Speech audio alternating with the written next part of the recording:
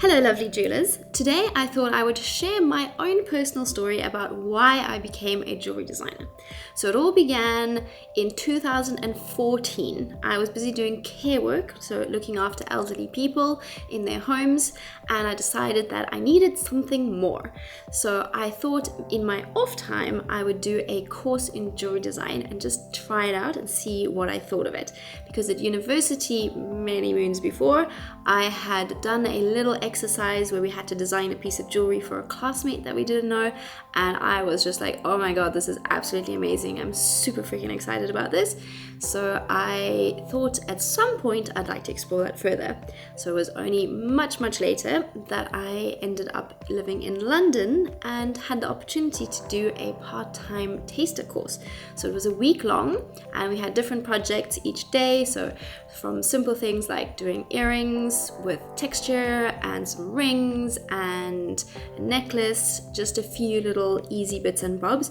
But my mind was on frigging fire. I was like, oh my god, there till like 1 a.m. drawing ideas for the next lesson, for the next day, because I just wanted to make the absolute most of it. There was something about making jewelry using all kinds of tools and just making absolutely beautiful, precious little objects with material just from like sheet and wire that just excited me to the core. And I was like, oh my god, I've never had so much fun in my whole life. This is something that I just absolutely love.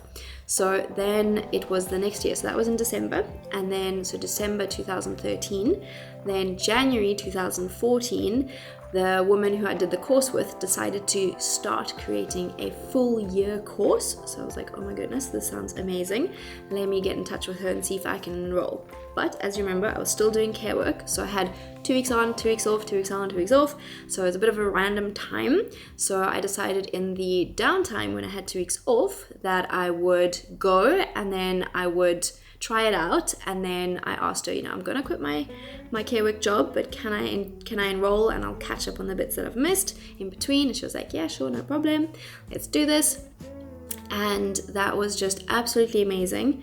And actually then she helped me actually get a job. Such a wonderful person, from the VS School of Jewellery in London. And so basically she helped me apply for a teaching job because she saw how good I was at helping other students when they didn't know what was going on, because I'd done that week taster course a little bit ahead of them. So I had a few more tricks and tips and things up my sleeve.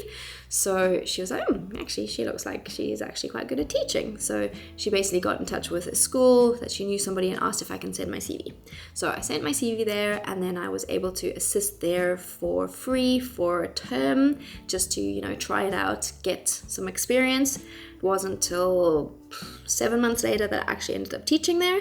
So I was waitressing at the time, minimum wage, literally £6.31, in fact below minimum wage, at a Thai restaurant in Hatton Garden, so in the real nice amazing jewelry district.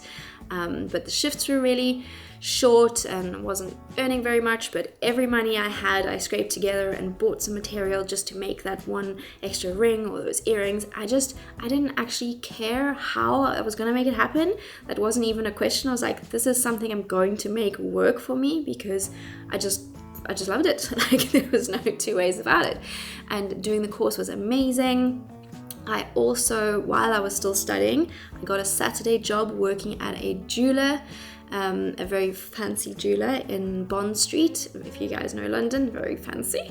I felt very out of place there on my Saturdays, trying to try and look all smart. And so I'd just assist in the front there. So it was kind of like a consultancy jeweler, so they didn't have everything on display, but you could order your engagement rings, wedding rings, all of that made with them. And yeah, I really enjoyed it and just getting a feel for it. But I knew that the kind of jewelry I wanted to make, it was not quite so high-end luxury pieces, but more the kind of everyday jewelry. So all of these things along the way helped me form what I envisioned for myself as a jewelry designer. Another thing that I did along the way as well was to do an apprenticeship with another jeweler who's opened a couple of shops now in London. Actually, she's doing very well for herself, Maya Miguel. And that didn't last too long actually, because it ended up being that she wanted me to do more like back-end administrative work, like processing orders and doing all that kind of stuff. So I learned a bit about that, but I actually was going to have to miss out on my practical making of the jewelry, so I was still studying at that time, and I thought that, you know, if I was there I'd be learning with her, but it turns out I wasn't going to. So after a little while we're both like, actually you're great, but this isn't exactly what I wanted, and you know, my skills weren't exactly what she wanted. I wanted more making and all of that, so we parted ways amicably. Wonderful lady. And that also gave me a really good insight. And actually, she was the person who said to me that she had to sit down one day and ask herself the question, does she want a jewelry hobby or does she want a jewelry business? And that is something that really stuck with me. I think I mentioned in other videos as well, but it really made an impact to me, because it's like, yes, I can do my jewelry on the side, I can do it for fun, but if you want to make it a business, then I was like, which is what I wanted to do, I was like, okay, I need to figure out how I'm going to do this. But I just knew that I loved working with small little things. All my friends, to be honest, were like, when I started making jewelry, they were like, oh my God, that makes total sense. Like, why haven't you been doing this your whole life, basically? Because I've always liked teeny tiny little things and tools. Like, my dad was a mechanic and I'd always help him with things, fixing things. And, you know, but then I was like, I don't want to be all greasy. I was like, I'd love to be a mechanic, but I don't want to be all greasy all the time.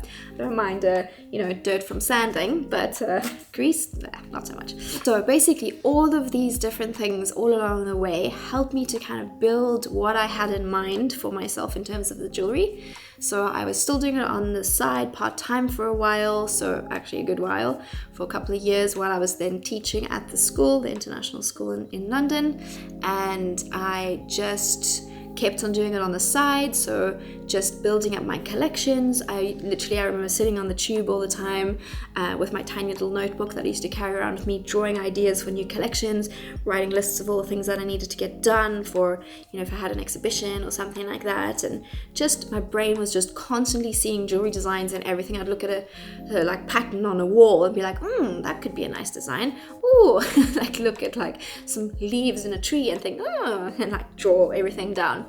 And I just never felt so fired up and excited and passionate about anything in my life before. Like I've done so many different creative things throughout my life. So I studied fine art, so I did lots of art, lots of like installation pieces, but I really loved the more 3D pieces. So I started off with, you know, drawing, printmaking, doing all of that stuff in the first year, but then I started doing more sculptural pieces, and I love working with my hands. I don't know what it is. I think maybe I inherited it from my dad. He was like absolutely practical with literally everything and anything. Yes, so I really feel like it was just something I needed to do.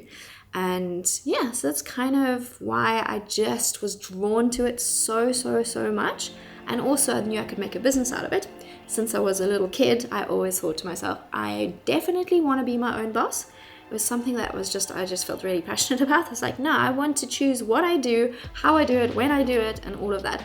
So I literally, from the age of like 4 years old, my parents and my friends' parents were super creative as well, and then always get us kids making crafts and things to sell at the local market. So I remember making like little teeny tiny little pine cone mice out of pine cones, like those tiny little ones before they even opened, and gluing little glass little beads on and a little piece of leather for a tail, and making those, and then making them a little cute little home inside a matchbox and painting the matchbox. And like literally those were like the first things that I sold, and I think people just thought we were cute because we were literally like 4 years old selling these things. Do you want to buy my mouse?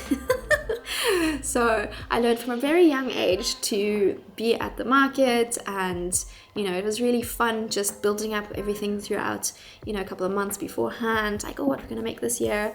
So my very, very best friend Grace, that I grew up with pretty much, basically my sister, her and I used to think each year like, okay, what are we gonna make this year? So we did things from like tie-dye t-shirts. Yes, we went through a very hippie phase, thinking I absolutely love tie-dye t-shirts and dream catchers and lentil burgers. Like, we made all kinds of things. We made checkerboards, we, you know, painted things, we oh my goodness, like the list goes on. We always had some idea of what we wanted to do. And yeah, so we'd work towards that, selling those at the local market so that we could have some money to spend at this really big festival that happened once a year in a nearby town called Grahamstown, for those of you who know.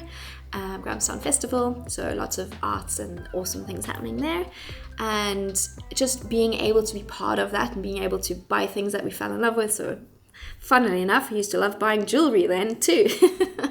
Could have known then already.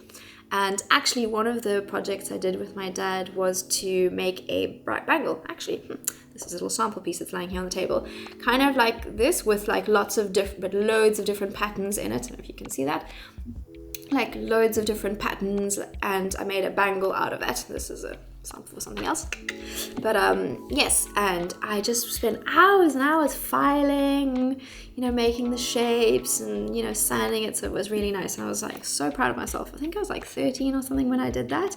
And even then, when I was back at uni and I did that course, I was like, I remembered that bangle little project that I did, and I was like, oh my god, I really, really do love this.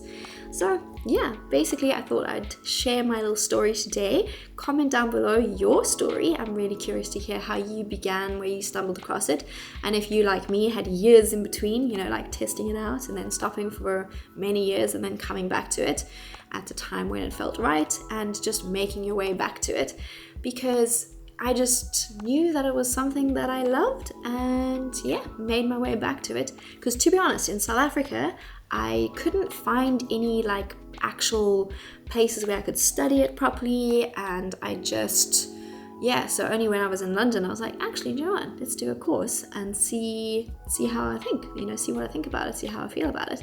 And there we go. That's how I ended up here today, living in Belgium, running my jewelry business full time and loving life. So anyway, that's it for me for today, and I look forward to seeing you next week in another video. Take care. Bye.